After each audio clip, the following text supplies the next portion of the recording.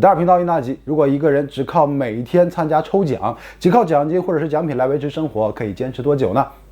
在好多年前，日本的媒体就做了这样的测试：一则企划，一档真人秀，只有水电的房间，每天什么都不干，只靠抽奖能不能活下去？结果有人坚持了1年零3个月，他每天的日常在不知情的情况下被全国直播，结果这档节目大火，也让国民一直追到大结局，但在事后也引起了很大的争议。具体是怎么来的，我们就把时间拉回到1998年。1998年1月，日本火爆的真人秀节目《前进电波少年》迎来新的一季。节目中有一个单元叫电波少年的悬赏生活，核心就是围绕这个主题。如果每天什么都不干，只靠抽奖，能不能活下去？节目组马上开启了选角的流程，导演没有说明规则，只说这可能会是一个超级漫长的录制，留下的人全都集合在一间会议室。既然节目的主题是靠运气生存，选角也是如此。在场所有人抽签决定唯一参演者，最终我们本期的主人公诞生了。他叫邦金志明，23岁，来自福岛县，一张30厘米的英俊脸庞，所以节目组给他一个绰号茄子。身为刚出道的搞笑艺人，他资历尚浅，所以他会抓住任何提升自己曝光量的机会。能被这档节目选中，毫无疑问简直太幸运了。自己也在感慨，感觉把一生的运气都花光了。然后他又问这节目会是什么规则，节目组说你到了地方就知道了。他被蒙上眼睛，带进了一辆商务车。摘下眼罩之后，他发现身处一个极简的房子，房间里的物品有桌子、笔、电话、杂志、灶台、食物，还有超级多明信片。还没等茄子搞清楚状况，导演先提出了要求，把衣服脱掉。茄子吓得脸都长了，脱掉了上衣和裤子，导演再次要求全部脱掉，这才把内裤和袜子也脱了。所有衣服全被节目组成员拿走了以后面对摄像机，茄子只能是用坐垫遮挡自己的身体。节目组告诉茄子，他的任务是通过抽奖活下去。当时的日本有很多商家在新品发布之际，为了宣传，会通过电台或杂志发布一些抽奖信息。参与抽奖的话，就填写明信片寄给对方就可以了。如果中奖了，他们就会通过电话联系你，或者是直接把奖品寄送到你家里。那这档节目的规则就是在这个房间只靠写明信片参与抽奖来获得奖品，充当生活所需，直到所有抽到的奖品总价超过100万日元，就算挑战成功。屋里的收音机和杂志就是他获取抽奖信息的渠道，明信片用来参与抽奖，电话用来接听中奖信息。目前没有的物件只能是靠抽奖去搞定了。在挑战成功之前，他都会被囚禁在这个房间里。说完，留给他一台摄像机就离开了并锁上了房门。2个小时的时间，茄子在镜头拍摄的状态下坐立难安。慢慢的，他开始适应了这种氛围，羞耻感逐渐消失。拿起杂志收集资讯，然后开始填写抽奖的明信片，由此开始了靠运气维持生命的生活。他保持每天都写上百张明信片参与抽奖，并控制每天的进食量。然而1月份却什么奖都没有得到，只接到了一通打错的电话。一直到2月份，眼看面包就要被吃光了，突然门外传来了敲门声，第一个奖品被送了过来，一箱营养果冻，一共12盒。他又开始有计划的食用。不久之后，他又中奖了，是一袋5公斤的大米。他非常兴奋，终于又有了充足的碳水补充体力。可是问题又出现了，这个房间里虽然有灶台、有火、有水电，但是没有锅没有办法进行烹饪。他尝试过生吃，或者是用水泡完再吃但都难以下咽。生无可恋的茄子看到厨房的燃气灶，灵机一动，拿出了之前果冻的包装盒，把米饭和水装进去，放在炉子旁边，点火加热。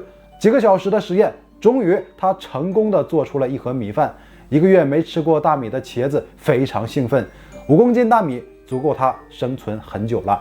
这1月和2月，茄子一共投出了5748张明信片但是抽中的奖品都很便宜所以距离100万日元目标只能算刚刚起步。而此时的节目组会定期给摄像机去更换录影带，并在剪辑之后呢，每周播出1集。这些是茄子完全不知情的，因为之前导演说过会在任务结束后才播放，所以他会做一些很奇怪的举动，以为后期会给剪掉，但是为了节目效果，都被保留了。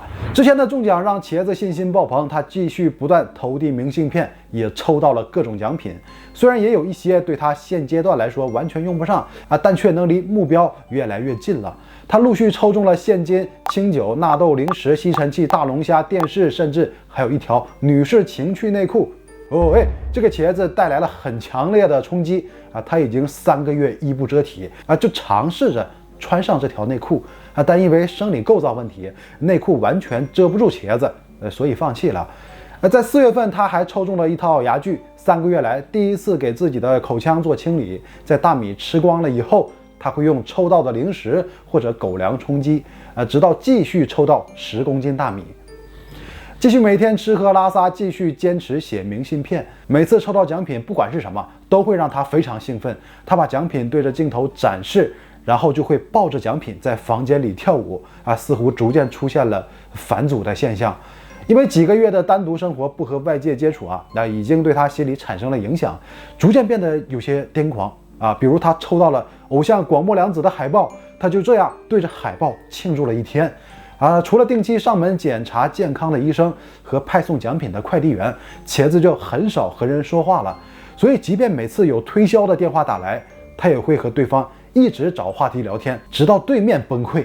然而他愈发癫狂，节目效果就拉得越满当时这档真人秀热度已经越来越高，也引起了很多人的关注当时的新闻也都会有报道，以至于茄子抽到一台电视机但是节目切断了房间的信号源就是怕他看到节目已经播出的现状。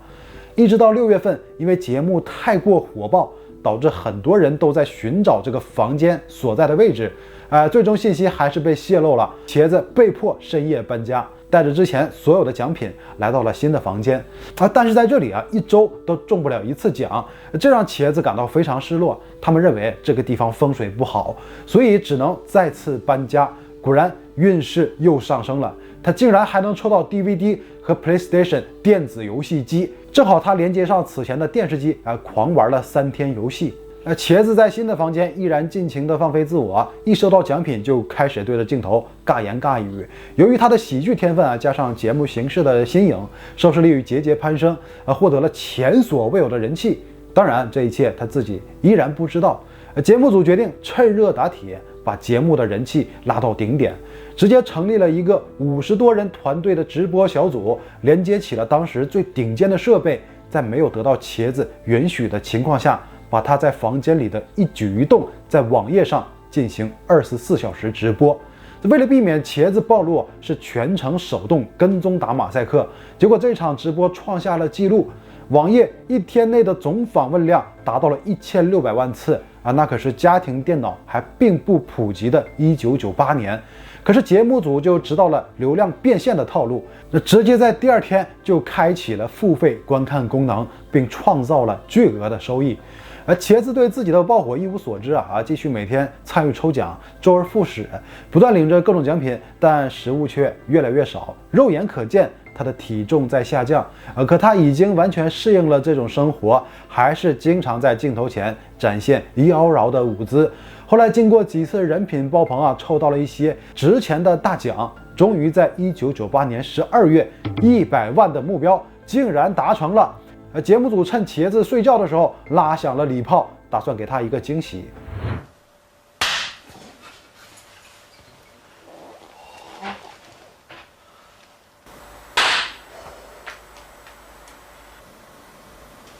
マジっすか？本当に本当に本当に本当ですか？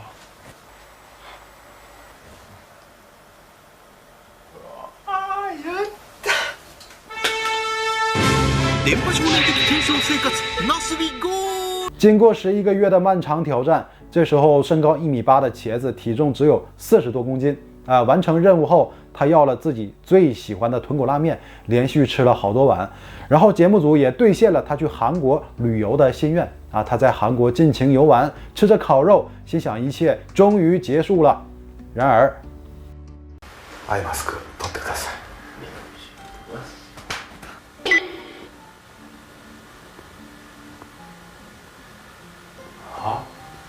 他又被带到了一个房间，这里的陈列似曾相识。导演嘴里又说出了那句话：把衣服脱掉。茄子一脸生无可恋。导演说这是节目的特别企划，电波少年的悬赏生活韩国篇啊。其实因为节目在日本国内实在是太过火爆，已经飙升到了收视率第1，给电视台创造了不菲的收益。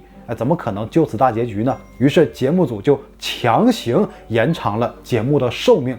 他们告诉茄子这只是一个短期策划，抽奖金额只需足够一张飞回日本的单程机票81600日元就可以了。终于茄子又拖了，被迫接受了这次挑战。为了方便参与抽奖，节目组留下了一个韩日字典。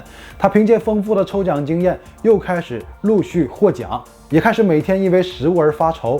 但只要抽中奖品，就会进入庆祝模式只用了1个多月就达成了机票的金额但还是那个原因，节目太过火爆，不能大结局，一定要继续播下去。所以节目组展现出了鸡贼的一面擅自给飞机升舱。随着机票价格也变高了但茄子还是不断坚持。但面对完成的目标，节目组迟迟不做认定，就一直拖着直到3个月后，茄子感觉有些不太对劲吧，打算清算一下自己奖品的价格，节目组才宣布任务完成，把它转移回了日本。但是回国后，茄子还是被戴上耳机眼罩，他心想这次终于结束了。然而他摘下眼罩之后，还是一个小房间。不用多想，这又是一个新的特别企划不麻烦导演来告诉了，自己主动脱吧，在完全脱光了以后就坐等你们宣布新的游戏规则就好了。然而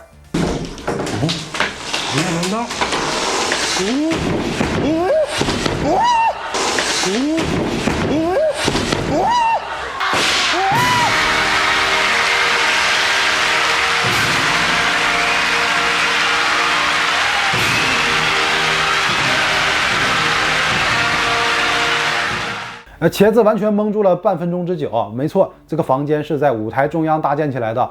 在他们进场之前呢，台下早已坐满了1000名观众，并且开始了全国直播。舞台上闪回了茄子从参选到结束1年零3个月期间经历的一切，他才知道自己已经成为了名人，一举一动还被进行了网络直播，登上了各大刊物的头版头条。国外电视台也对他进行了专题报道，同时创造了一项吉尼斯世界纪录，靠抽奖生活最久的人，甚至还发行了以他为原型的游戏。茄子彻底从一个喜剧新人一跃成为了当红炸子鸡。但这个现象持续的时间也是短暂的真人秀成名的茄子在演艺道路上不能说一切顺利但他也成立了自己的公司，并回到了老家福岛，成为了一名舞台剧演员，偶尔会出现在影视剧里。很多年以后，人们看到他也只能联想到那一档真人秀。那事后这档真人秀还是引起了很大的争议因为这里面是存在欺骗的在演员不知情的前提下，节目组为了收视率，擅自向世人公开了他的隐私这是非常违背个人意愿的做法。所以这种形式的真人秀应该被制止。另一种观点就说这种真人秀节目可以快速的完成造星的过程，让演员和节目组双赢。那民众也是喜闻乐见呢。即便是这里有可能是存在剧本的，但每一方都达成了自己的目标人们休闲之后还能有很多思考空间所以问题不大有创新的节目还是值得期待的。邦金志明在参加谈话节目的时候坦言那这个企划与其叫悬赏生活，不如叫人能扛下多深的孤独。那据说中世纪的欧洲有个比死刑还重的刑罚，就是把犯人关在小房间里，让他反复做枯燥的活动，犯人会自然而然的精神失常，而自己受的可能就是这种刑罚。其实在中途精神状况已经出现了异常甚至在写明信片的时候产生过轻生的念头，也有想要逃走的打算但是找不到任何可以遮挡身体的东西跑出去就会被当成变态逮捕，而且自己的父亲是警察，也会给家里带来困扰。节目结束后1年多时间才重新适应过来。这个节目除了给自己带来名气之外，也让自己更懂得珍惜衣食无忧的生活。那现在邦金志明作为福岛的旅游大使热衷于投身到公益事业，为了筹集善款，在2016年成功登顶珠峰，也算是丰富多彩的一生了。那今天的故事就到这里了。好了，以上就是本期的所有内容了。最后别忘了点赞、订阅、大吉，我谢谢你了，拜拜。